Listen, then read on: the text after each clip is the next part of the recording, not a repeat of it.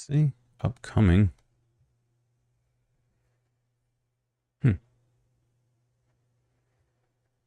Oh, there we go. No?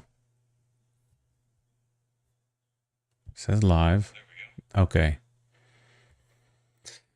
Hey, this is Dan, First Person Looter, and as the title I think should suggest, this is the my reaction to the Hogwarts Legacy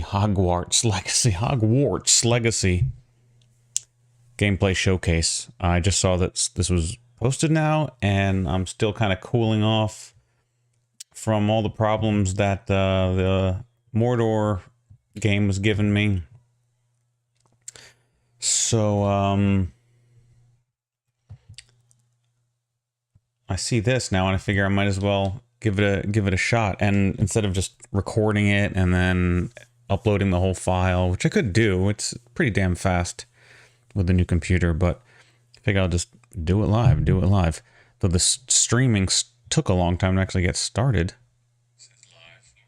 I don't know what was going on, but anyway, so you can see a little bit of gold coins on the very far left and far right. Nothing's being cut off. I have this at full screen. Everything's there. It's just that the monitor that I use is not a traditional 16:9 monitor. It's a 16:10 monitor. So it's a little bit wider than 16:9. Or a little bit narrower than 16:9. Is that right? Yeah, I think it's a little bit narrower. That's right. That's why the images for this fantasy file, this thing here is not as wide as what OBS streams at regular sizes, you know, 16:9 sizes. So my non-16:9 image, this is as big as it can get. If I stretched it out to the sides, then it would, if the whole thing increased so it hit the sides, then the top and bottom would be too big for the frame and would be cut out. I could stretch it rather than just resize it, but actually stretch just the left and right sides out, but then things look distorted. So we're keeping it like this. The good thing about it is it allows me just a fraction where I put my face cam thing. I've moved it to the bottom left corner of your screen, and it allows me to move it even a little bit further over than I normally would be able to, because I have room in these coins. Now I could have moved the whole 16:10 image all the way to your right side. So there's no coins on your right side and most of the coins on your left side, and I'd be moved over even further out of the way, but I kind of just wanted it centered. Anyway, with that being said, I watched like the first couple seconds of it just to make sure the sound works. So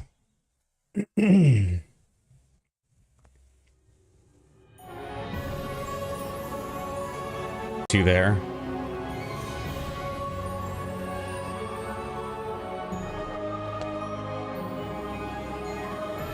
Oh, is that going to be like the box set that you get if you buy the super special edition?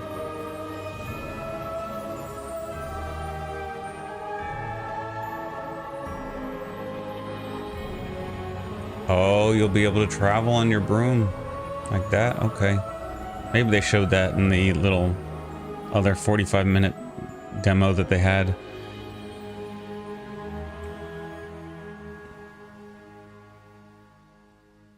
What's up, everybody? Welcome to the first Hogwarts Legacy gameplay stream. I'm Chandler Wood, community manager here at Avalanche Software. And he thinks he's part of the Slytherin really exciting stuff to show you today. Camp, I guess. Before we get into showing you the game and gameplay, I have a few wonderful guests that I need to introduce you to. First up, we have our community guest host. He brings you the latest and greatest in Hogwarts Legacy content. They have somebody from each conspiracy theorist, school, Slytherin, Gryffindor. Expecto Go, yeah. James Whitehead. Thanks, Chandler.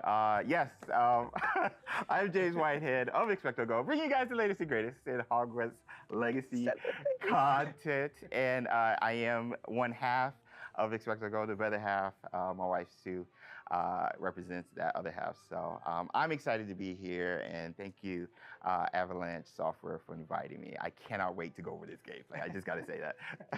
Welcome. Thank you for being here. And we've got two people from the studio, just two of the many people bringing this thing together, the magic of Hogwarts Legacy.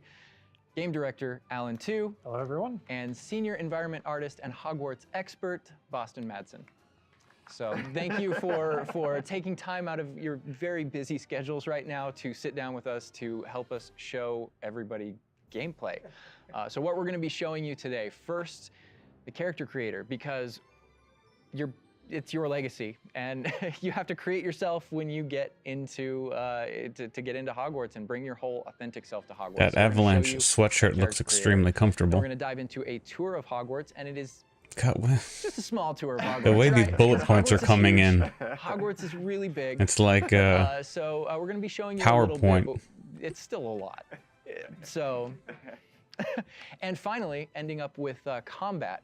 A little taste of combat, a little taste of how So all that far, I'm works. uncomfortable. Let's Just a go. little taste, yeah. So we're excited to get there. But again, first and foremost, we need to get into this. They all character look creator. extremely nervous to James, do with this. You here, we wanted to let you create this character. So, Andrew, who is going to be doing all of our gameplay capture today, Somebody else is here? Oh my is god. gonna On a be handing you the PlayStation. controller. I saw it. Oh my gosh. All right, I won't break anything. All right. That's so cool that they're going to do it what on a are we PlayStation. looking at right here? This is available for all. These are your presets. For all so a lot like other platforms. games, there's some initial settings that you can choose for your character that just kind of get them into like the ballpark of what you want to be, who you want to be. I like how the hair moves man. And as then you once you're spin in it. that ballpark, all That- the other tabs let you dial that in, be exactly who you want to be. It's our goal with this is to make sure that for anyone that fantasized about bringing themselves to the school for Yeah. the very first time, Yeah. that they feel like they have the options. in I order still to wish you could like represent upload a who they picture are of your and face and then the essentially AI bring can themselves to Hogwarts or mess with the whatever settings to character they get want the to be face to Hogwarts. look right, because I can never get the And face to look like options me. galore. Do you mind? I'll if pause it. Like I've done. You watch any of the videos where I have to create my character. I'll either just pick whomever. Like in Division 2, I just picked random a few times, and I just landed on someone, Asian female. I don't look like an Asian female, but I like tried to make myself look like me in like Cyberpunk and some other games, and it's just like by the time I land on, let's say, eyes that I think look close enough, and any way I try to move it else, it just seems to make it worse. So I say, all right, let me just keep it here. And then let me try designing the rest of the face, and maybe the eyes will look better, more closely accurate if the rest of the face is designed to look like me. And I'll start working on like the nose or something. And then the nose might start to look right. And then the eyes will start to not look right anymore. So I'll start adjusting the eyes again. But now nothing with the eyes looks right. Or I'll try to find ones that look good now, but now the nose doesn't look right.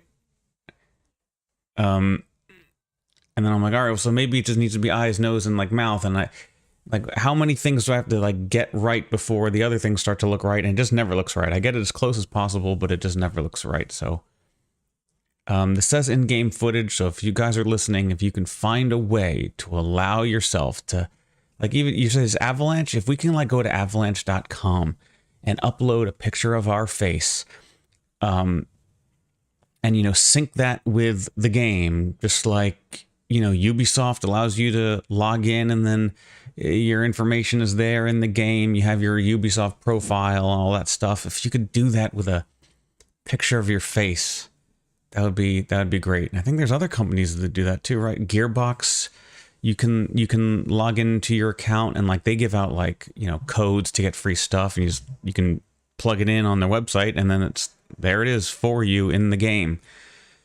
So I've seen multiple instances of being able to do something on a video game company's website and that being reflected in the game when you're actually playing it, whether it's free content that you've downloaded or whatever. They could just do that with a face upload. Or if they could somehow, I don't know, like if it has webcam support and you can say, all right, if you have your PS5 camera or your Xbox camera, I don't know what they use for a camera, if they can just use any webcam, or if you have to use the Kinect or something to see your face, and then it can make a character based off of that. Something like that. That'd just be so cool. I mean, I guess there'd be a lot of like privacy concerns, like I'm uploading my face to this website, but our faces are all over the internet anyway. We post on social media all the time, and it can be optional. If you don't want to show your face, you don't have to. I think that would be cool. It says in-game footage work in progress. So this isn't locked down yet. Come on, do it. I try to put myself in here right quick. This is all about you Okay, today. okay. All right. So, okay, yeah, that's me. We're here. That's me right there. All right, so that's step one. We're pretty close, but let's look at everything Okay, here. You let's know, go over play here. around with some of these options, like really. All right, so what are we looking at with this option over here with the tab? I see face stuff. Yeah, so a lot of the different faces that you saw in the previous screen, all those faces are choices that you have here. So you can, now you're just kind of getting into the details in your face shape, in your skin color. And then because we knew a lot of people going right in are going to want it right away, even though it's an option later in the game, you can collect different types of glasses, put them on later. We give you some options right up front if you want to have glasses for your character. Oh man, oh my gosh. He almost looks like Thibault for a second. With this. Wow, you guys thought of every crazy. I like that. I don't think my face is that skinny, but I think we'll go with that. I think we'll go that route. And down here is this Thibault from the 76ers. Oh, so we could go Harry Potter if we want. Oh man. I wonder if you can pick up more glasses as you play. More customizations. So the game, there's a lot of different options that you'll keep unlocking. Okay. So as part of kind of like gear for the character, there's lots of different classes, there's different masks, there's all kinds of things over the course of the game. I like how it's all Victorian era though. Welcome to Game Expertise by First Person Looter. All right, so now Look at the sparkles. That looks like the default sparkle effects that came with Apple Motion. I spend a lot of time. Whoa, their faces are wooden? About my different characters. And oh my gosh, they're What's going on? The thing I'm always amazed by whenever I see any aspects. It looks like Forspoken hair. Character creator is just like the quality of the effect looks like Forspoken. With the hair moving around. Yo, that kind of looks like Hermione a little bit. I'm not even gonna just like Why does it look blonde in there? But it's oh, there you go. Okay. Like Tonks purple or green a little bit. Absolutely. Oh.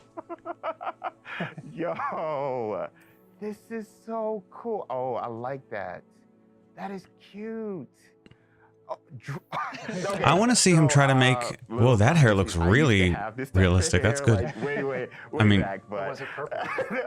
Not that hair is actually grown purple, but the dreads look like they're really dreads. I'd like him to create a face that looks as close to him as possible. I want to see how possible it is to get a character to look like you. Of textures and different hairstyles here. All right, so now we're getting over here to play around with some of the. These are more subtle options. Complexion? Okay. Freckles, moles, different things like when it comes to your complexion, like darker eyes, maybe like some shading on the cheeks. Oh man. You guys literally thought of everything.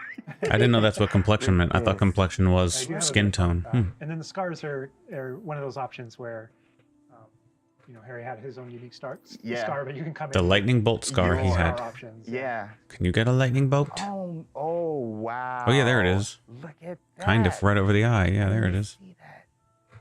Right below. Yeah, that. Those are my favorite. The eyebrow scars. Yeah. Love those. Yeah. You look kind It's of a like. classic. Yeah. You look kind of just like tough. But anyway.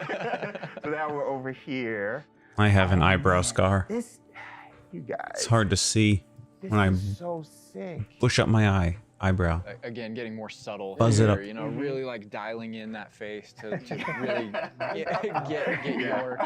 I don't know how revealing I want to be with my facial features now. Just like, yeah, I kind of have a big face. Yeah, my eyebrows kind of sit kind of low. But I mean, literally, you have so many It's your body. You gotta love the way you options look. in the It's game. okay. I feel like I'm going to be here like forever. You and me both. And then this final tab here, this is where you kind of bring your whole character together. You know, this is where you finalize everything. You're not choosing your house here. Okay. That's not yet. I assume voice 1 is male and voice 2 is you know, here's where you female. bring, you choose And voice 1 then- and voice 2, which is more kind of a masculine or a feminine voice. And then even within that, change And then you can, Oh, yes, get it a little bit. slider. Uh-huh. It's a subtle slider, but Yeah. you can hear it. Concerned about. That was quite something. And so you can kind of make out the differences. But yeah, you choose which kind of voice that you want. I would like Barry You'll decide Manilow, your my default voice. here. For today, we'll just go normal Barry because Manilow. Andrew's going to be taking us through some of the experiences with combat later. And we can talk a little more about difficulty, yeah, with combat and how that plays in. But I think the important thing here is like if for people who aren't gamers, especially, story mode is a way to get into this without being worried about like, oh, do I need to be good at games? Like, no, just enjoy. I might, like, at one point, like, I want to challenge myself, but you see how freaking goddamn frustrated I am. I can get with games that, like, freaking Shadow of Middle Mordor Earth. It's like freaking, the buttons aren't doing what I thought they're supposed to do. They work sometimes, and then other times they're not working. It just drives me nuts. I wonder if one day I should pick up a game that I've never played before and just do it on the story mode and see what kind of experience that's like. I might even go back and try a game I've already done and play it on story mode, but to play a game for the very first time on story mode, maybe that would truly be like the closest thing to an interactive movie as you can get. Like, even if like God of War is like a movie, it really is like a movie. It's a fairly linear story, or Last of Us or something. I wonder what it would have been like to play it on easy at the get-go. I'm considering, because I'd like to get this game. I know with the whole J.K. Rowling thing and the anti-Semitism, and, you know, I was born to Jewish parents. I was adopted, and I was adopted into another Jewish family. Though I'm an atheist. I never really believed in God. I went from growing up wondering what the heck people are talking about. What is this God thing? I don't really understand it. Everyone's speaking a language I don't really understand. I had to learn a little bit here and there in Hebrew school. But, yeah, I remember being in shul and people are, please stand, please sit. I know they do that in church too, but I'm just like, what? Why are we doing this? And they wear the yarmulkes or kippas, which is the men do, and some sects of Judaism, women wear it too, where they wear almost full head coverings, depending on your branch, your flavor of Judaism. But I was like, what? And they said, oh, it's to, to humble yourself to God, to remind yourself that there's a barrier between you lower and God higher. And I'm like, really? What the? Humble ourselves. I haven't even met this person. What are you, this God? What are you talking about? And eventually, like, as I looked into it, like, tried to like understand it, like, as an adult, I didn't believe any of it. So I went from not believing it and not really caring about it because I just wanted to be a kid, to getting a better understanding of what adults were talking about, but looking around like, are you serious? This is... Seriously? Where am I going with this? Oh, because J.K. Rowling is against Jews or whatever, or whatever. And like, regardless of whether I believe in the beliefs of Judaism or not, and regardless of if I'm a Jew or not, that shouldn't excuse, certainly, J.K. Rowling's views. I'm just saying that, like, what her views are, as someone who was raised Jewish, it's offensive just because you're going against a religion, but I'm not personally offended, not enough to be interested in this game. I don't want her to really get money, I guess, and she must get some sort of royalties out of this game, even though this isn't Harry Potter. It's still the universe that she created, so she must get some sort of money out of it. But on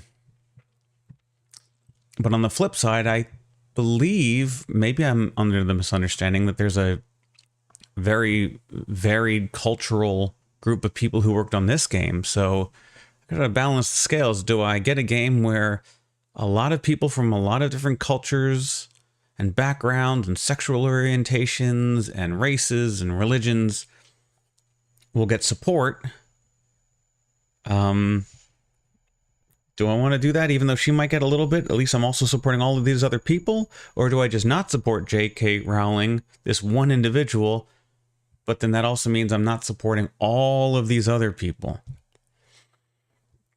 It's kind of tough. Like, yeah, I don't want to support racism. I don't want to support racism, but if there's all of these other cultures and races that worked on a game, you know, what do you do? And you don't want to support racism, but I hate to put the word "but" after don't want to support racism, but that's one person. I guess she's a pretty powerful voice, but most people seem to be against her. So it's not like, I don't think if I supported this, I'm not supporting her, but if I support her work, whatever her work is in terms of this game, that's one voice that might, I'm losing track of my thoughts. I'm still debating it. I don't know. I would like to play this game just because the world looks fun. The game itself looks fun. But there is that battle of, yeah, but J.K. Rowling, right? But then all these other people that worked on it. I need to look into it. Let's see. Maybe it's all Nazis that worked on this game. I don't know. I mean, I'm sure that's not true. I mean, come on. We know it's not true. That's an extreme example. I'm just saying. I'm just saying. To support or not to support J.K. Rowling versus a host of hundreds of other individuals of a diverse background. It's tough, man. I'm gonna have to see what other people are saying. Maybe I can get some other ideas. I can hear other input and I might drastically change my mind. Haven't bought it yet, so there's time. This game. And I would put expecto. I mean, just this couch of people look varied enough, but maybe that's deliberate by corporate that said we need to counter this whole anti-Jewish J.K. Rowling thing. We're not going to throw a bunch of Hasidic Jews on the couch. That'll be too obvious, but maybe, you know, we can get this white guy over here, this black guy sitting here. We have a game developer there. We got a redhead over here, you know. Redheads are their own race, I guess. No, but so yeah. I mean, I feel like they're trying to mix it up here. I mean, the character that they're creating is African American. Looks like, or maybe not African American. Maybe he's not American at all. Maybe he's not African at all. I don't know. We're all from Africa at some point. Am I just digging a hole? Let's keep going. And then go. It's so hard to be politically correct. You're gonna twist yourself into a pretzel trying to be politically correct with everything. Everything seems to intersect and knock into each other, and you just can't be like libertarians. You can't just have complete freedom wherever you go. You can't do that because different people are going to want different things, and you're going to crash into each other. You can't have all. Okay. Okay, awesome. And then whether you want to be witch or wizard. Maybe I'm just a mess because of the Lord of the Rings game, or I don't. Amazing.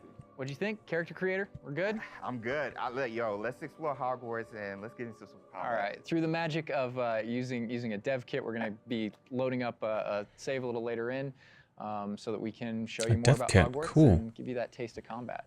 All right, Andrew's got some gameplay pulled up for us here. We are starting out, James. There you are. You're wearing the House Fanatic robes from the account linking. Thank you. I do look good. And this is our first look at the Hufflepuff common room, I'm assuming. I mean, dorm room. The dorm room. Yeah. This is awesome. But Alan, what do we? Oh, look, the pictures are moving. Right with the UI, because this is our first look. And then it stops. Oh, it's like it just moves a little bit when you right first now, look at it. there's Oh, been a kitty lot of cat. questions about Kitty cat in the painting. HUD, And a because this is fucking the first time owl. we're showing it. So kind of going over it from right to left. On the bottom right is. I wish what it we could go call our full spell screen so I items. could really see the So those quality of the are- everything that you see in it images. are slottable spells. So we have over 20 slottable spells that you can earn over the course of the game. Okay. slottable spells. And that's where the player can place them and use them and access them very quickly. Very to the quickly, but they're slotted here. I gotta know more about that. If I want to change spells, do I have to come all the way the hell back into my room to get the new spell? Or are they talking about what's down below? Oh, hold on. Yeah, I guess I was talking over it. That's my fault. I do look good. And this is our first look at the Hufflepuff common room, I'm assuming. I mean, dorm room. The dorm room. Yeah. This is awesome. But Alan, what are we seeing right here with the UI? Because this is our first UI. look. Oh, Yeah. So right now we know there's been a lot of questions about the HUD because this is the first time we're showing it. So kind of going over. I know there's a lot of questions about the HUD because it's the first time showing it. It's the first time showing it, then how do you know we had a lot of questions? We haven't seen it before. Over from right to left. On the bottom right is what we call our spell diamond. Mhm.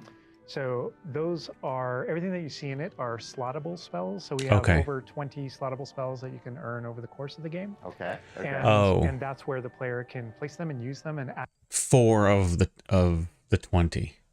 access them very quickly. To the top left of that is you'll see the D-pad, and on the left is an eyeball, and on the right is a bit of a grid. So An eyeball? Oh yeah, I see a pyramid, but there's an eyeball in the pyramid, like on a dollar bill. Okay. So the eyeball is an example of one of, not a slottable spell, but what we call an essential spell. There are certain spells that are used in very specific contexts, or that we just want on the controller at all times. And Revelo is one of those. That's left on the D-pad.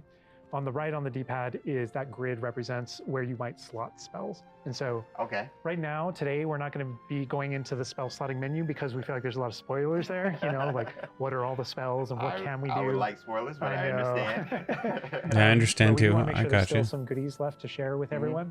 And then Like how the on lights left side, that thing flicker. that has the L1 button next to it. That's another thing where we don't want to spoil, but basically The that's L- where you access your tool wheel. So there's a lot of. You said L1? And then on the left side, that thing that has the L1 button next to it. That's another thing where we don't want. The minimap has given me GTA Red Dead Redemption vibes there. It's circular, it spins nice and smooth.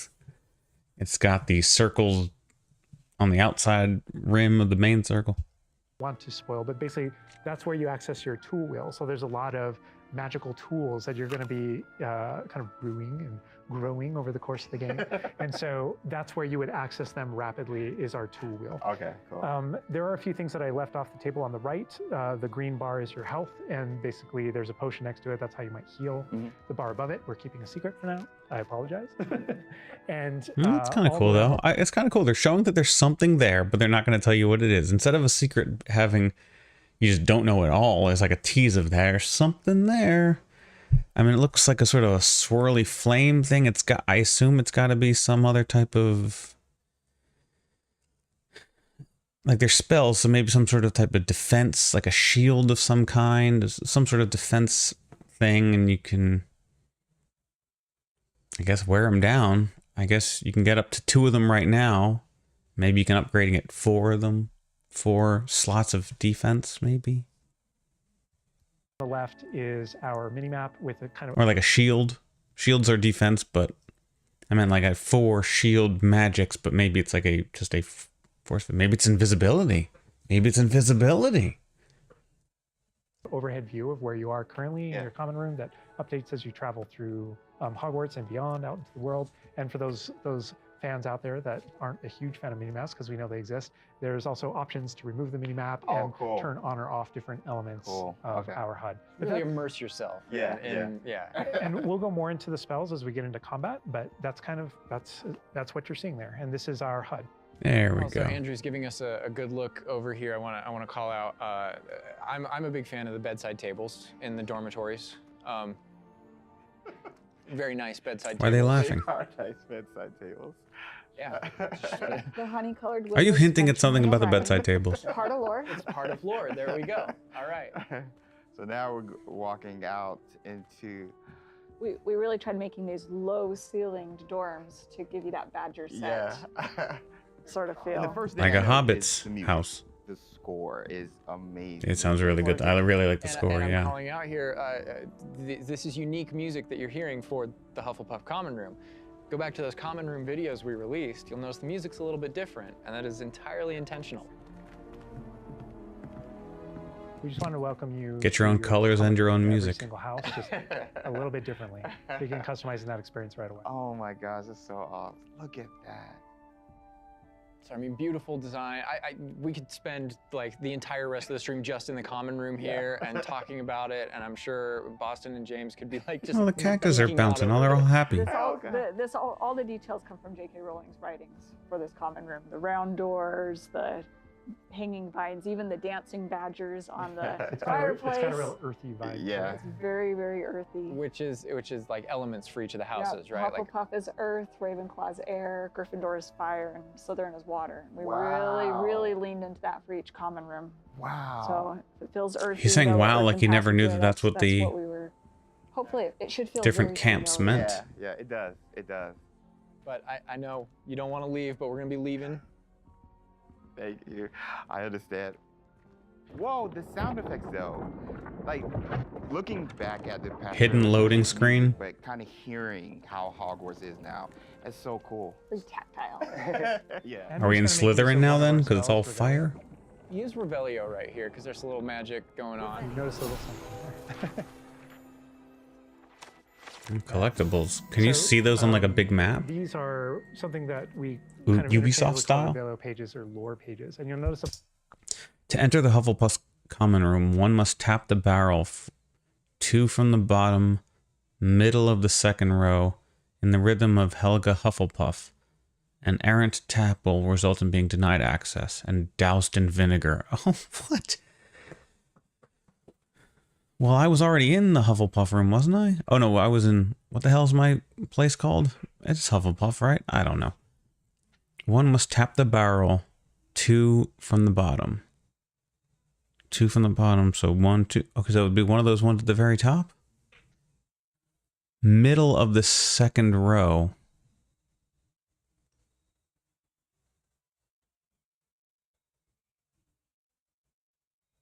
So I guess 2 from the bottom is you count the first barrel on the bottom is 1, and then the next one is 2. I thought 2 from the bottom means, well, there's the bottom one, so count 1, 2 to go up 2. But all right, so middle of the second row, there's only 3, so it's got to be it's got to be this one right here. Got to be the one that you tap. I don't know the song though. Maybe you get the Helga Hufflepuff music as another collectible. a bunch of things pop up on the screen. Yeah. You see that we got some XP. XP for it, Mhm. and you can also see that we've advanced something called like a field guide challenge Okay, up in the okay. corner. Uh-huh. So I want to talk about that Or you don't need to use it, it's just a collectible. You don't actually have to do the puzzle. a little bit. So There's another we one. had to ask ourselves, what? Eh? Continue, I'm sorry. Continue. There may be something you may or may not be able to tickle there. Yeah. But in our game, we had to answer the question, you know, we're a late fifth year. What does that mean? How do we catch up to the other students? Okay, okay. And so we have an answer to that question, and it's given to you by the staff. So That felt like a common area of a game where you're playing with people online, and that was somebody else's character flying past you. How you actually work on catching up with the other students. So Andrew, if you hit pause for me up here, before we push forward a little bit, you can see in our pause menu, it's got this book theme. Wow. That's your Wizard's Field Guide, and you can see your house kind of Right, crest in the middle, overlaid yeah. over it. Okay, right? And you okay. can see that on your level as well. So that the Field Guide has this magical property of looking out into the world around you, and the reason why it's on loan from the Ministry of Magic and the professors So have cool. granted it to you as a late fifth year student is because they want it to help you catch up to the other kids. And its magical property is to discover different opportunities to learn and grow all around you. So the way it works is, as you discover gameplay in the game, it actually recognizes that as a challenge, which is kind of On the bottom. locked into there. Okay. And Andrew, if you go in there, you'll see different types of challenges that are combat challenges, quest challenges, Wow. exploration Yeah, I challenges. cut to it, so it's called Recognizes that challenges. as a challenge, which is kind of On the bottom. locked into there. Okay. And Andrew, Oh, at the very, very bottom. Okay, got it. if you go in there, you'll see different types Oh, it's got the little circle highlight thing, which is very much like how you move the circular thing to highlight stuff in Assassin's Creed. of challenges that are combat challenges, quest challenges, Wow. exploration challenges, and you can see field guide pages are on there as Yeah. well. He's saying wow like no game's ever done this before. That one field guide page. That entire category is one of the ways that the book itself kind of fills out into the school and spills out into the school and kind of hides itself with different types of challenges and different things to do around the school that you're That actually is going so to cool. interact with to help you grow as a wizard and practice your spells. And so that thing that we just saw is not just a field guide challenge and a way to earn Yeah. XP. It's also something that that players can use to learn about the school as they're traveling around. They spot these little secret facts and they can kind of play a little bit of a game discovering all of them, and there are over 100 field guide pages just in Hogwarts alone. So. Little glimpse of the grand staircase Yeah. here. We're not gonna. Circular staircase. All the match the tower. portraits. Yeah. And I did notice Blue the blue flames. flame just ignite right there, which was so cool. Yeah. Oh man. Fast travel points there. House hourglasses. We had to. Fast travel How much fun was it points. designing those and putting So you all get those points together? for But hitting But fast they're there just like travel. in the books. Yeah. Right Hubs. next to the Great Hall. It's a nod Yeah. to lore. House points is not a core mechanic or system in the Yeah, game. It is we didn't turn it narratively. into like a gameplay system, but it's definitely present throughout our narrative. And there are lots of choices where we want to nod to things that aren't necessarily gameplay systems. But Why is the but we snake nod to one the them most as part of wrapped the up? narrative. Over to the right Part of the there, museum. and The other ones, they're teasing, pretty- that's the Great Great Hall Hall. over Yeah. through those doors. Again, we're not going there. He's just kind of like, There's the staircase that moves around. Cool. Cool. Here's another collectible page. You know, just again showing you like just these things around Hogwarts that you can do and pick up and. That's a shot straight from the trailer too. Just that part right there. I recognize We that. might be giving you a little fan service here with callbacks to those. So And this must be summertime because I noticed these are the summertime windows. These windows will change with the seasons. Yeah, the detailing for this Ooh. is kind of it. I get surprised by it all the time. That's a didn't even know that was- sentient I like that the castle. environment changes even when you're inside, and they man. do that based off of And we're going the out. window lighting. Very cool. Look at that. I guess Where it'll the be more students would blue normally when kind of it's winter. congregate, just to kind of chill out, play, meet each other outside the Great Hall before and after meals. The detail is kind of I nuts. love the way that when the castle interconnects to that it interconnects outside, inside. There are pathways on both sides of things, so you really get a sense of scope Trees look to nice. how big this And, castle and is. when you see things like you'll notice a bridge over there. That's a place you can go to and cross. Like Yeah. everything that you see is a place that you can visit. Wow. We put a lot of effort in making it feel really alive. Not just with student population, but even just the greenery and stuff. It's Scotland. Yeah. And this castle's been here for hundreds of years, so it just kind of the moss and all the trees. That have Hogwarts is supposed to be in Scotland. I don't know That enough about the landscape, that story to. Location might look a little familiar to you. I thought I recognized it. I believe this is from. Oh, his shoe is cutting into the- ASMR, Oh, no. and That's Scottish. I don't know. Does my digital zooming in I work? thought I recognized it. I believe this. Right there. His shoe's cut in. I'm curious if you can see me digitally zooming in. I'm gonna check the stream. Oh yeah, it does. It does digitally zoom in. Okay. Yeah, it's cut in. This is from. Oh no. Oh no. So I guess this is not Unreal Engine 5 that they're making this on. I guess this has been in development for a long time, probably way before Unreal Engine 5, but I could have sworn I remember in Unreal Engine 5 when she first comes out of the cave, and she's climbing up, they talk about the animations and how it knows where surfaces are, and the animations are tweaked so they can actually land where they're supposed to land. Hands grab where it's supposed to grab. Nothing cuts through things, but The spring. Yes. So that puzzle right there, that view, Andrew is was he talking about ASMR? recognized it. I believe this is from the spring ASMR, and yes. Spring that puzzle ASMR? Right there, that view, Andrew is taking us right back to I am that. going to tell Andrew not to interact with that puzzle and to keep moving on. We can't spoil everything. We can't give you everything, right? Hogwarts So- contains a lot of. Did he just spoil something and they're upset that he just spoiled something? Oh my God. He didn't But spoil it this for me is- because I don't get it. This grand entryway right here coming down into a really kind of central area. Yeah, we're coming upon the central hall, and we pointed out the greenhouse outside, and we'll notice when we get down there that it's on the right. This is a big hub of the school. Like it's a big castle, but it is designed so you shouldn't get very lost. This is kind of a grand central station.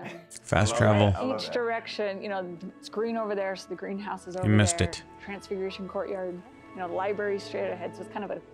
Oh, she's got a little shield Oh my God. over her head. Even the See, I guess that's. It's green over there. So I the wonder if that's a greenhouse is side over there. mission? Transfiguration courtyard, library. Her. She's got a thing. I don't know if that's like just a person that you can just randomly talk to, or if that's a side mission. Like maybe you can't actually talk to everybody, but you can talk to the people with the shield things, or Or yeah, or it's a side mission. Straight ahead, so it's kind of the hub Oh my of a god. lot of the castle. Even the color visually, you can just tell, okay, green, Oh, green, go greenhouse. that way. Oh my god. A lot of it will be subconscious, but Yeah. it'll help you Hermagger. really learn the castle and feel like you know your way around. That's not to I mean, say even that in it's easy to Assassin's learn. Creed, they've All got of us here pages that fly still around get for you to pretty grab. lost in it It on is a a daily castle. basis. It's a castle. Great point. I love that Andrew's definitely teasing a lot of things here. I'm noticing he's swinging the camera this way and that. Yeah. He's got this grin on his face over there that's just like, yeah, I know what I'm that doing. statue I know is what I'm from the reveal trailer. There's that dragon. Oh my This god. is another location where the students will gather, you know, and just kind of chill out. And an opportunity to talk to somebody, get a Yeah. quest giver here. Okay, so that's what it is. There you go. Is everything all right? Yes, I'm sorry. I'm Nellie, by the way. I'm just so excited that the Daedalian keys are back. The what keys? The Daedalian keys. Surely you've seen them flying about. Rumour is that a former headmistress, Professor Moll, conjured them to protect the contents of certain locked cabinets years ago. Professor Black couldn't be bothered to disenchant the keys, and they appear every few years. You should try to catch one. The voice acting sounds pretty darn good. The facial animations are good, not very good. It seems a little stiff and a little lifeless, but I'm seeing movements. I'm seeing facial animations that are that are good. I do that. Each key will lead you to a locked cabinet somewhere in the castle. I'm seeing the eyebrows move when, but yeah, then it looks like it just reset to like a normal face there for a If you can second. manage to get the key into the cabinet lock, not an easy task, you may find a reward. And the sound of the recording of the dialogue sounds a little compressed in my headphones, but I am watching a YouTube video of them playing it, so it's probably compressed that way. Their voices, these guests that are talking, sound pretty good, but this is a game playing through whatever system, being compressed to YouTube and then coming to me. So maybe it's not like that when you're really playing. What's that? What's that guy like vaping over there? What is going on? Perhaps I'll give it a go. I hope you do. In fact, I think I heard one of the keys in the astronomy tower. You should listen for them. So those kind of side quests are really, it's a cool way to interact with your fellow students, with perhaps other teachers, with, you know, various things like that, as well as teach you some more of the secrets of Hogwarts, I think. There's a in this little case, bit of that. absolutely. Yeah. So the students are a way to kind of like flesh out the school opportunities around it, what we can do, and then those interactions. Different interactions with different characters can also offer different choice points for the player, and then some of those things. Why are his feet's been weird again? What we can do, and then those interactions. They're all like sideways. It looked like his ankle broke. Interactions with different characters can also offer. Oh. Different. Oh. Look at that. Oh. It's like his ankle broke. What on earth? Choice points for the player. And then some of those things can affect things game-wide. Some of these affect characters' lives, the ending of the game. No wonder he has to use a broom to get around. His His foot's broken. Yes, absolutely. So the scale really varies, but those opportunities exist for the player. Wow, look at this. This is the Dada Defense Against the Dark Arts. Power. Which this is one of my favorite locations in the castle. Just visually, you come in here and just the richness of this area. Very iconic, very unique to anywhere else in the castle. Somebody else that we can talk to, notably a younger student. Yeah, she looks like a first year or an 11-year-old. Are you all right? Don't you know who I am? Zenobia Noak, the girl whom everyone at school hates for no reason. I love the UI here. Like, the highlighting of what you want to say. I like the font. I like the little gold trim on either side, the little flare. Like it's designed really nicely. It's not overly like gaudy.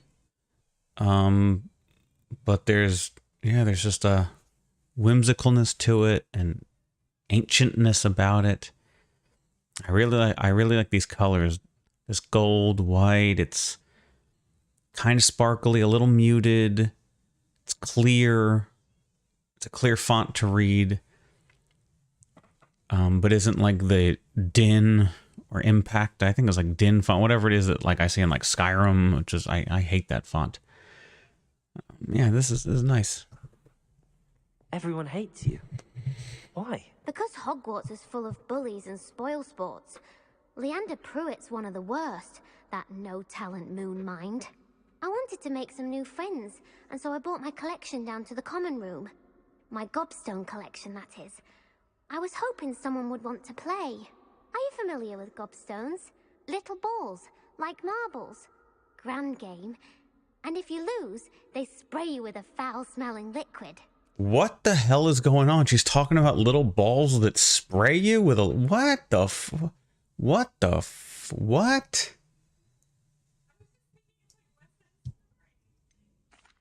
Little balls. It's a grand game.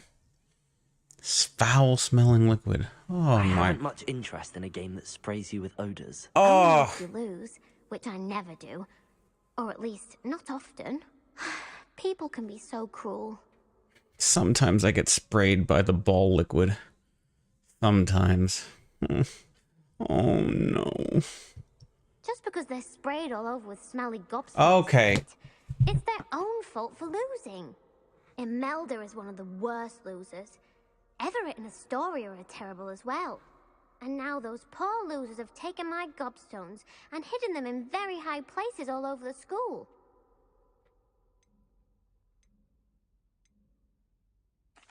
Oh.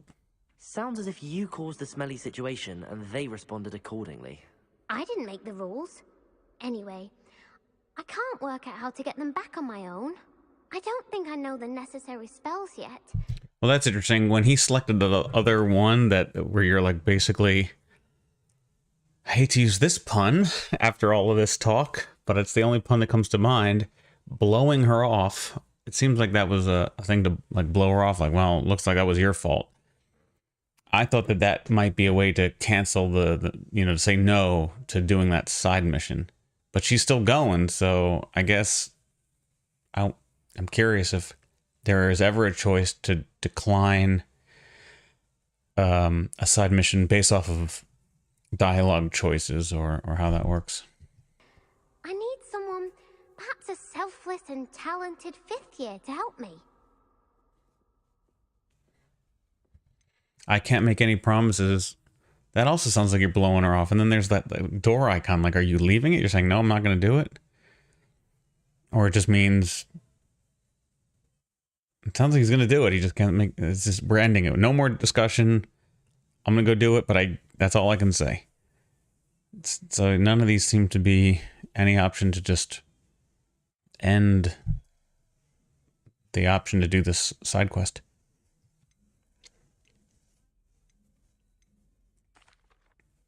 I'll see what I can do. I'd appreciate the help.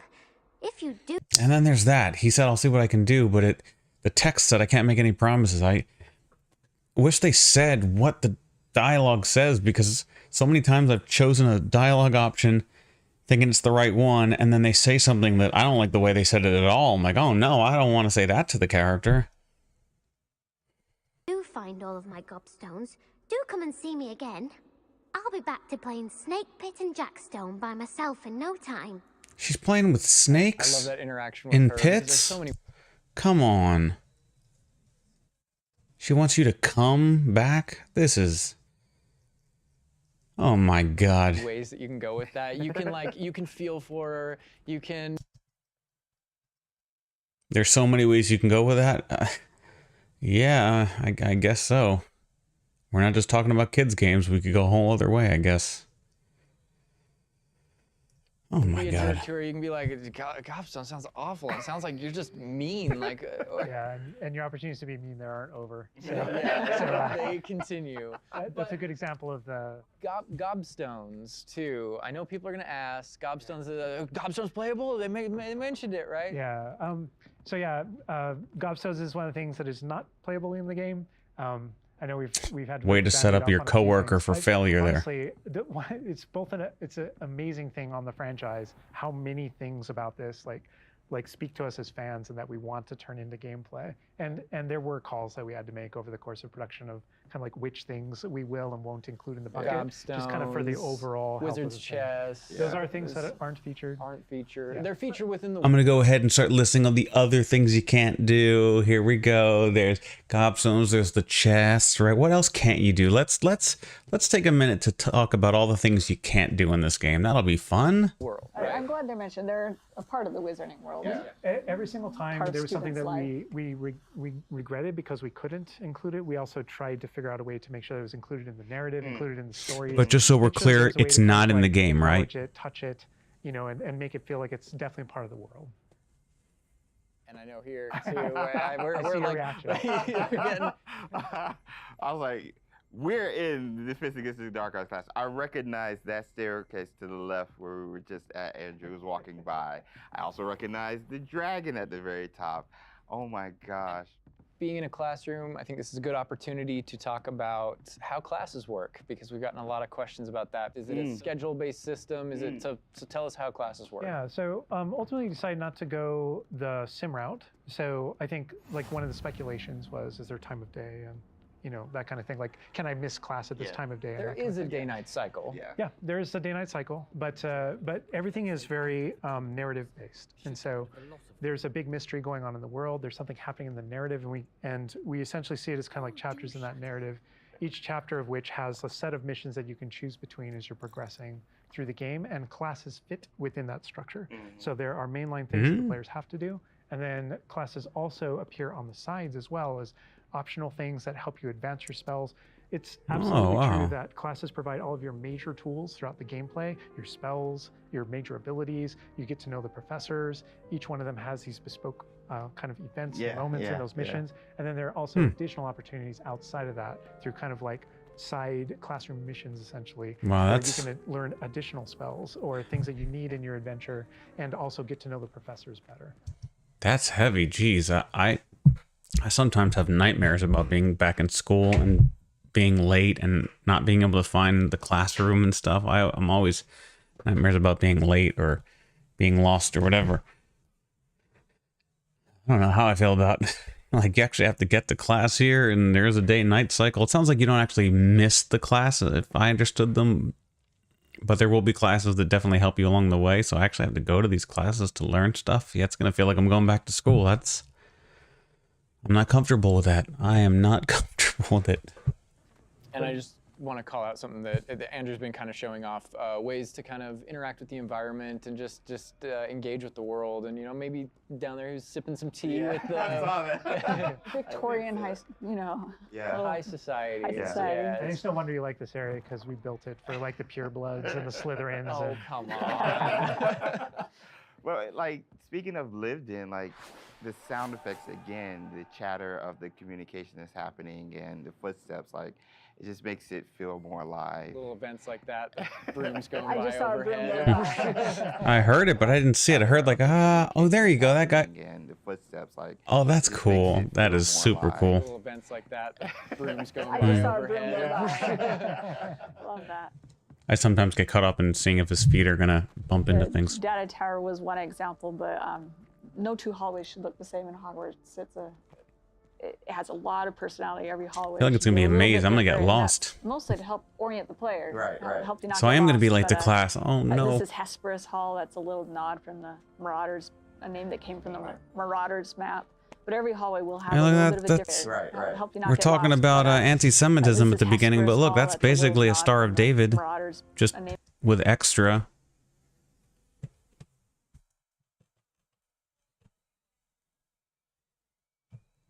Like this, that, and that is extra. But that triangle and that triangle, Star David. See? Not so anti-Semitic now, is it? That came from the Marauders map, but every hallway will have a little bit It's of a different extra Jewish Star. personality. It's super Jewish. Personality. I like that because Yeah, it a gives lot of it does like character. Hogwarts has character. Hogwarts is its own character no matter where you go. Yeah. Feels just a little bit different. Ooh, Meant to be a locked. castle Can't full go in of there yet. Magic for hundreds of Wow. years. Yeah. It's going to kind of And grow full and of, develop. Oh, I heard something. Yeah. Speaking of characters. Speaking of magic, Mr. Magic himself. Looks like the Joker back there. That was the guy that slid down the staircase earlier, We isn't talked it? about building on lore too. I know there's that statue over to the Oh, side. yeah? That's Do you know who that is? Lachlan the Lanky, Yeah, and he's yeah. got his Bowtruckle friend. And I think if players don't know, there's another Well, Revelio sorry. page there. Yeah, there's a map of Argyllshire. We know the fat lady hides It there. hides behind it. That's right. The third book. But sometimes a hallway has personality by how it looks, or we just passed a music hallway where the portraits have kind of taken it over, and so the sound makes it really unique. All right, I gotta call this out here. I know there's been some criticism in the past that our trailers and our gameplay and what we've shown so far has not had enough owls. Okay, so here we are at the. Is that a real Owlery. We're looking criticism? Directly at the owlery to show you all of the owls. It's a lot of owls. It's a lot There's a of owls. lot of them over The there. Look at owlery. that. I All love the owls. fog rolling down that. Great callback. Great call. No, I also love that as I one of my favorite things about just kind of going around on the outside of the school is that all those things that I see are places that I can go to, that I can visit. I just love that sensation. Even of before that. you finish your I love the classes? Scottish countryside.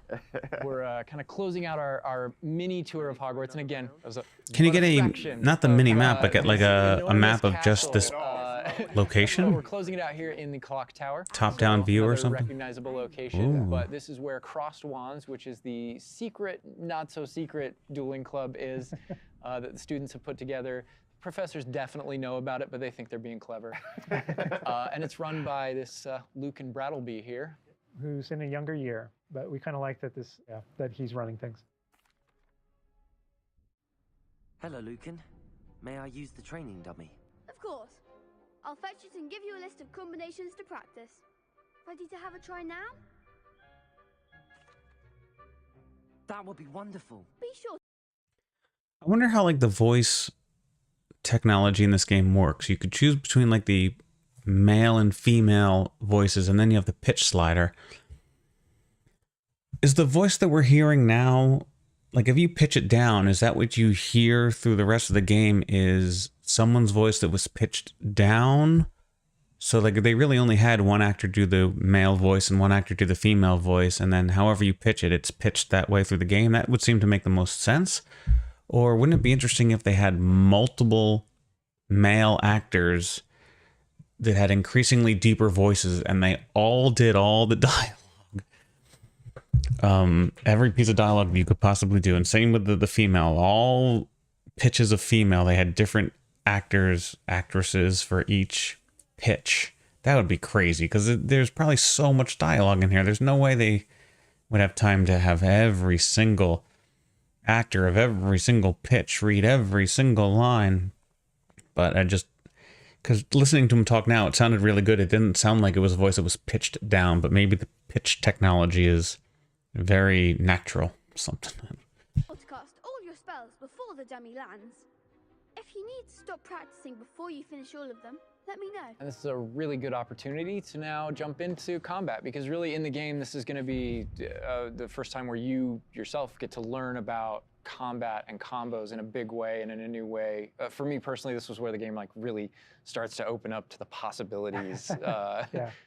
So we've set up a training dummy, and this is kind of an activity where you're supposed to execute according to kind of the iconography on the top. Now, what we see on the top is the Accio spell, followed by 4 what we just kind of lovingly refer to as basic shots.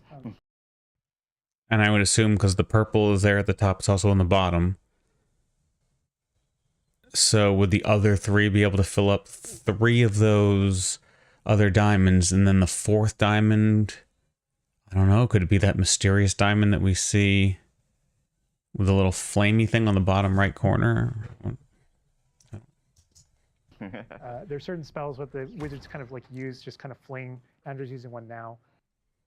And you trigger that by tapping R2 on your controller. So you can see in the corner R2.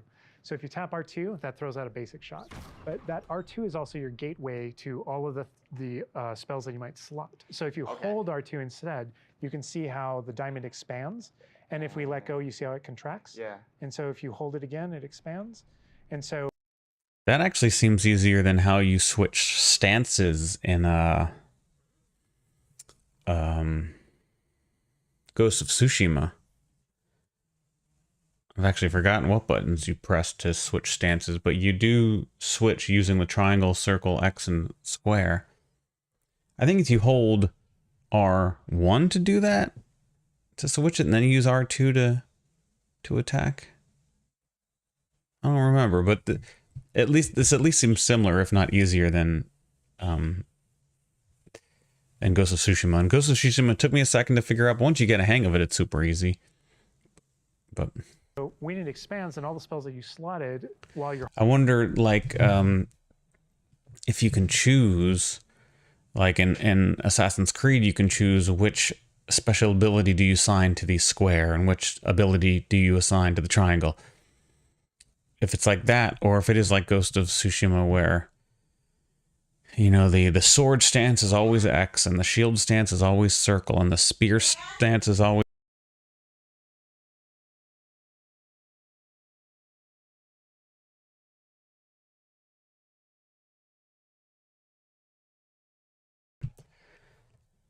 Anyway, let's go on. Now be tapped with your face buttons. Awesome. And not only that, but over the course of the game, you can gain additional spell diamonds, up to 4 additional ones, so that you can slot up to 16 spells, you know, pretty much instantly. And then that helped us fulfill the fantasy of, in combat, I need to be able to access things very rapidly. Yeah.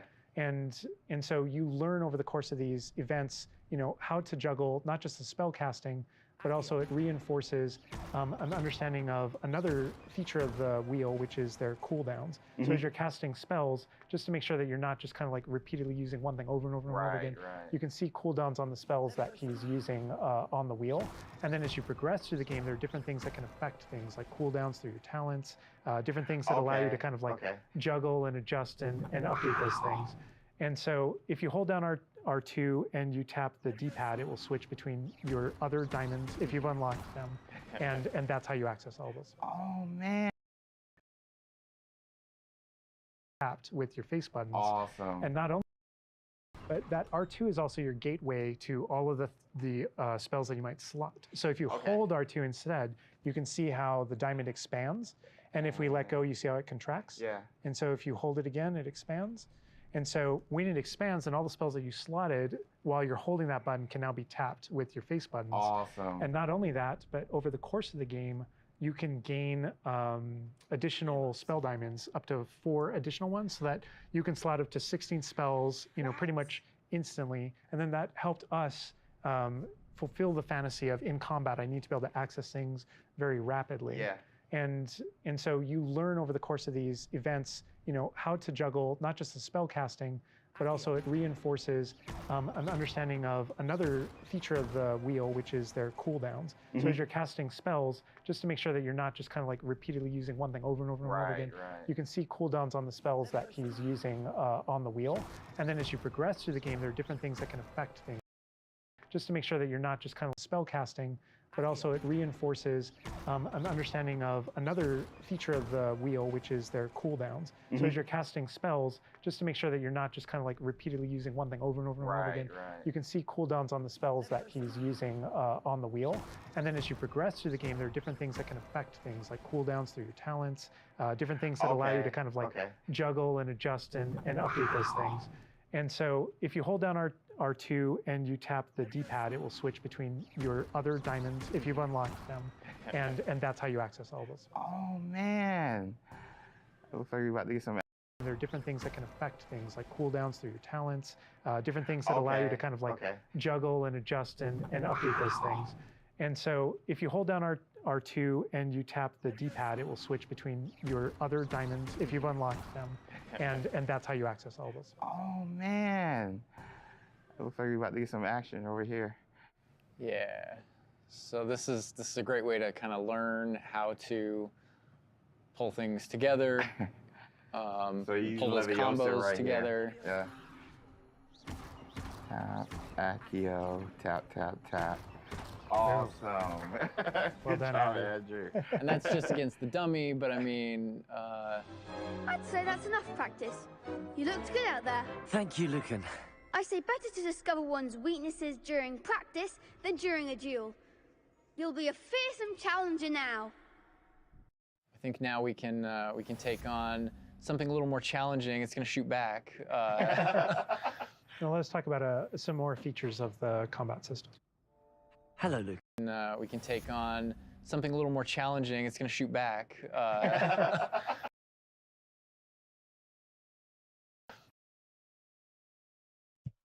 Well, there you go. There's that icon. And there's that icon. So it's something to do with the spells. It's not health related.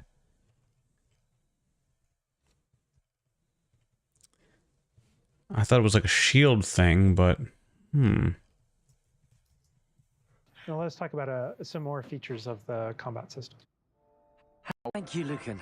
I say better to discover one's weaknesses during practice than during a duel. You'll be a fearsome challenger now. I think now we can take on something a little more challenging. It's going to shoot back. Now let's talk about some more features of the combat system. Hello, Lucan.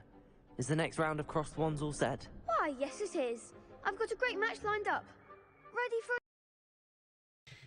since I saw that icon when he was doing the spell combination practice complete, I wonder if, like, you can combine spells together, not just do one spell, and then switch over to another spell to finish the guy off, but maybe there are two spells that can combine into a more powerful spell, and those slots equal how many times you can do, like, double magic.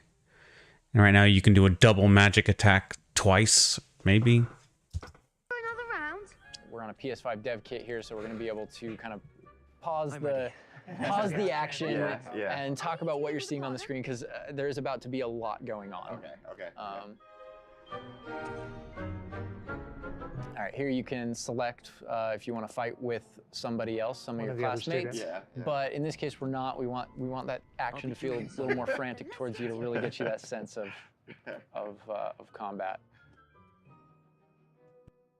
So Ready to apparently get you've thrashed. got quite the reputation because they've got you up against three people. Yeah. Apologies. Off the jump.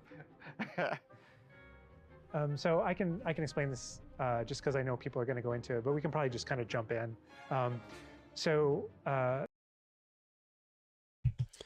Break through violet shields with force spells, like the summoning charm, Accio. To manually target enemies and objects, use R3 to lock on and R to change targets. Cool.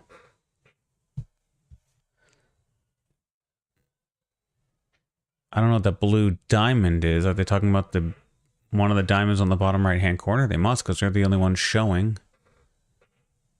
Like the summoning spell. Which is the one on the very bottom of that diamond, okay. You're not the only one that has Protego and the ability to deflect. The enemies do too. And we actually play with that when it comes to the spell casting. So you notice that there are different colored kind of shields around the different characters. And you also notice that your spells have different colors on them. So to help players understand kind of like the function of their spells, we kind of put them into brackets. So there are damage spells, there are force spells, there are, I'm forgetting the other one, all this control spells. And so those things for the player, they wind up also being a color indicator for which actual spell to use to break the different shields that enemies can use. That way it rewards kind of like that close attention that you're paying on things. We've got this paused here now, and you can kind of see all the elements on the screen, the halo around the avatar's head, each of the different shields, to kind of give us a breakdown of what's going on. Give us a breakdown of different things that you're saying. So you notice at the top that we're kind of like calling out which enemy you currently have targeted and their level and health. And so, you know, as you target different characters, you'll be able to get that breakdown. the halo over your head, whenever an enemy is about to an attack, it's almost like you have a little bit of a sixth Spidey for those sense. things that are coming. If you see the halo, it means there's an incoming attack, and if you tap the triangle button by default, then that you will be able to deflect that attack that comes in and off with That's what I'm doing in Lord of the Rings game. Where it Okay. goes off and like hits things up and kind of breaks things off walls too. But also, if you hold the button, then it doesn't just deflect. It also deflects and turns around with a counter attack stupefy that actually stuns the enemy. And you can use that even in your combos and stuff. So if you're focused on a character, you know, and you're doing your thing, and someone else attacks you, you can actually turn that attack into a direct attack on the person that you're comboing. Back into How much of the environment can you throw? Anything that says R1? Pretty handily finish these other students off here. Win this Look duel. how fast it is. It's like a dance. Yeah, we really felt like in the movies, there's almost like a. It's kind of like a. There's this element of kind of like fencing from a very great distance. That's such a good call. And there are a lot of things that we had to do with our controls and combat system in order to kind of capitalize on that idea that's pretty unique to the Wizarding world. Understandable. Well, perhaps you should try that next time. The other duelists have already taken notice of you, but after that last round, they'll really have it in for you. You'd better keep practicing if you want a chance at winning, or at least surviving the next round. I'll let you know when we're ready. Hope to see you then. Unique to the Wizarding world. Understandable. Well, perhaps you should try that next time. The other duelists have already taken notice of you, but after that last round, they'll really have it in for you. You'd better keep practicing. See, he flickered. He was there. He wasn't there, and he was there. That looks like Ellie Fanning. If you want a chance at winning, or at least surviving the next round.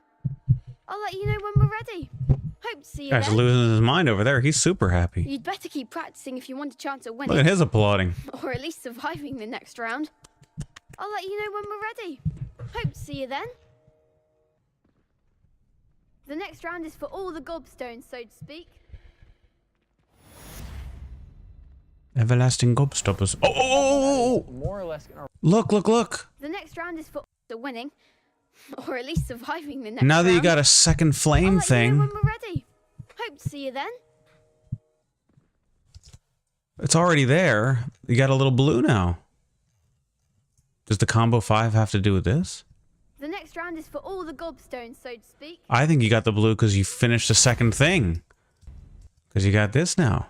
You did it twice. So maybe we need to do 2 more to fill this all the way up.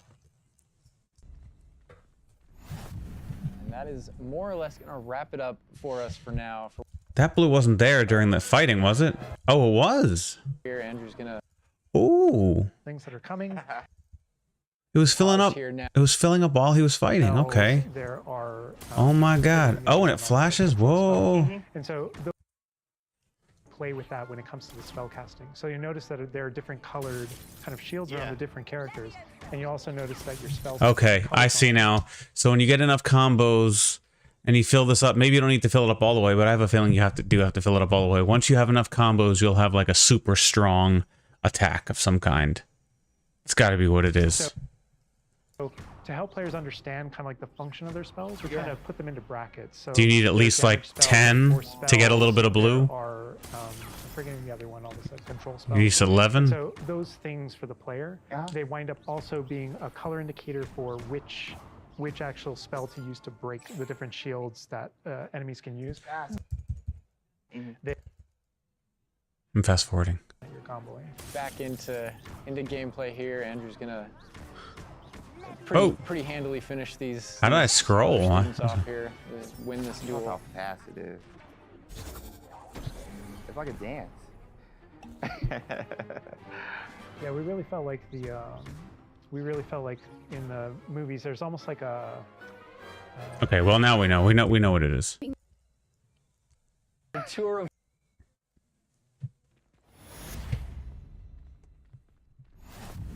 And that is more or less going to wrap it up for us for now, for what we wanted to show you. Character creator, tour of Hogwarts, and just that little taste of combat.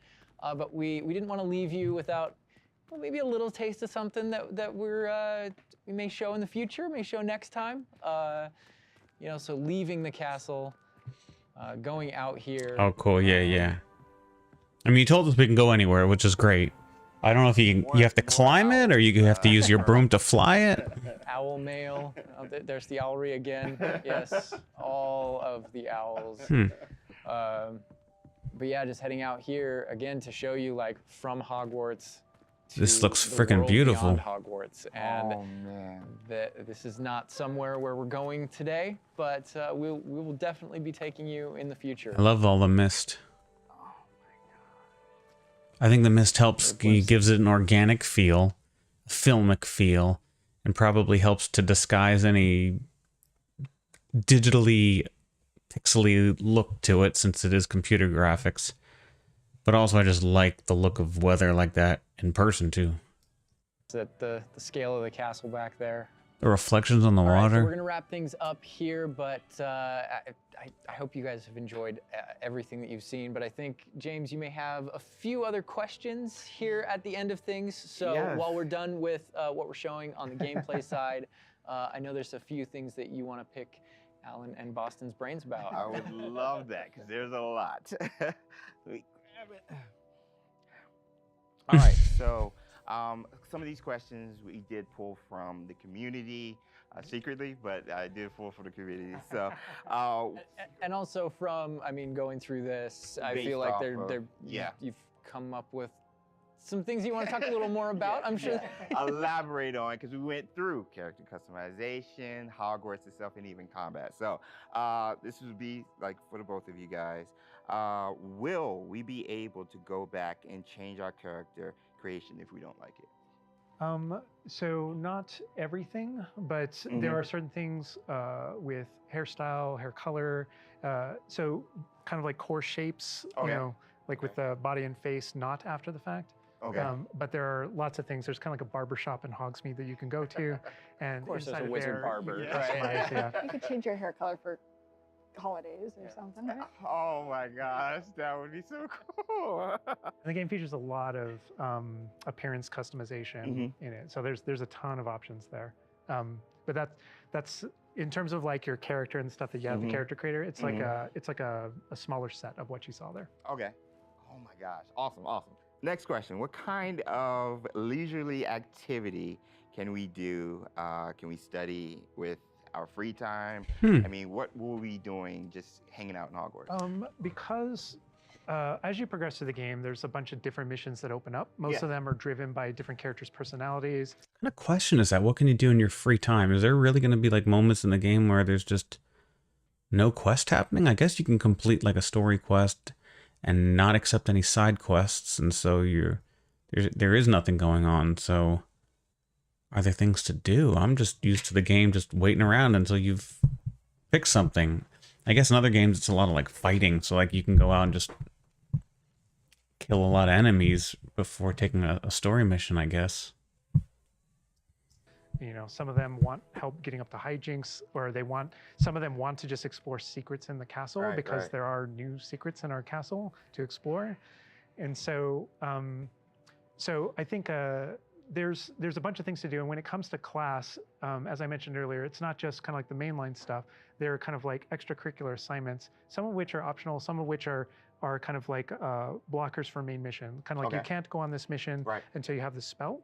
And then the spell is open, you know, the assignment and how you complete it with your professor. And so there are opportunities to study, so to speak, like with that. But they do all take the form of our mission structure.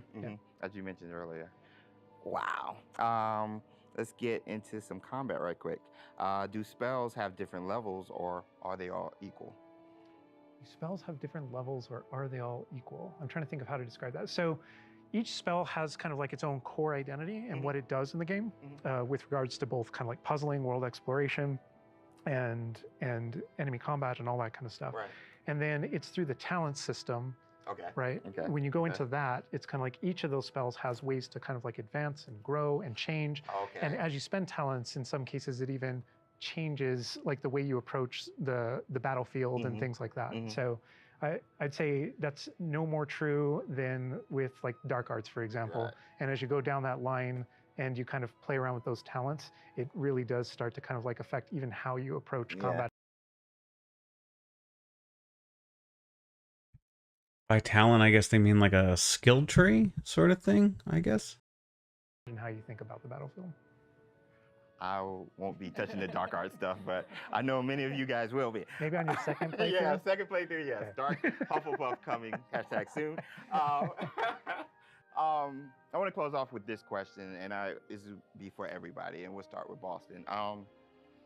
With this game that you guys have been working on for however long and the excitement you guys have, what's one aspect of Hogwarts Legacy that you are excited for the fans to experience?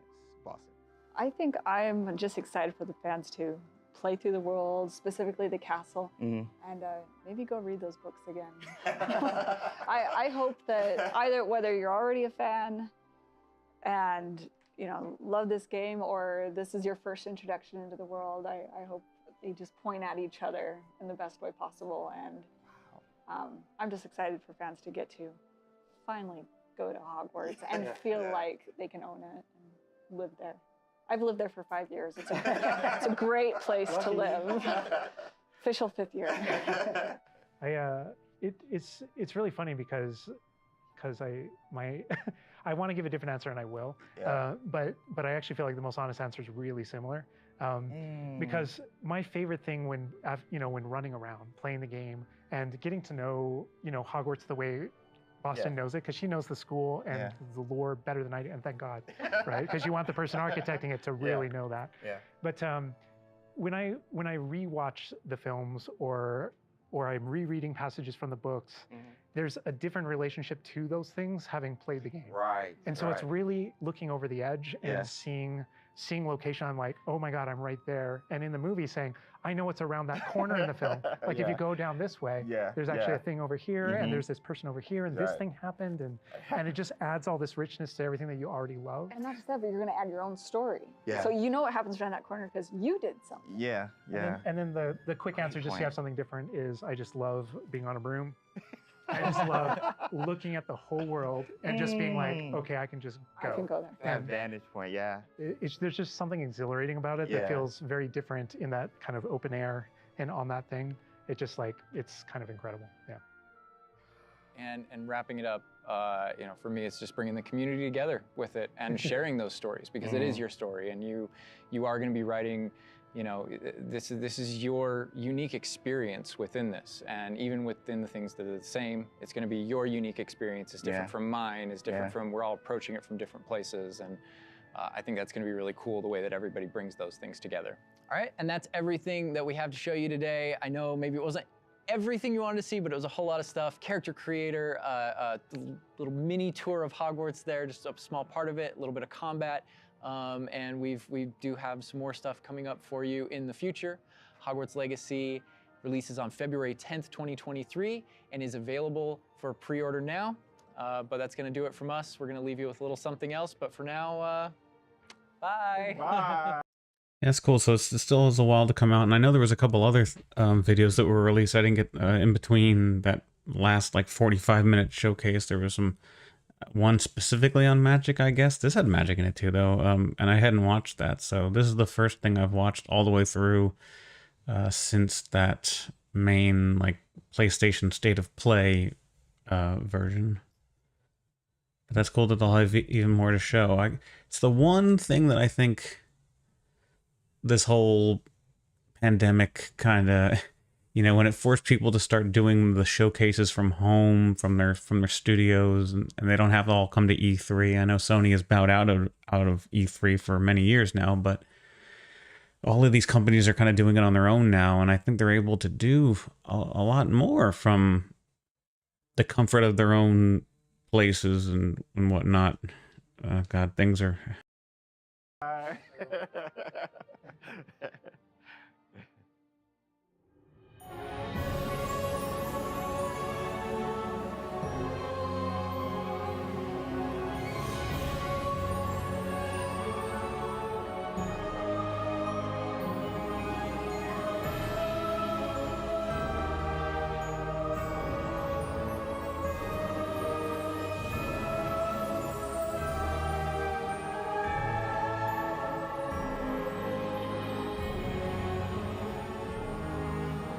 All right, that's at level 18, so we at least get to go to a level 18. Probably 20 then.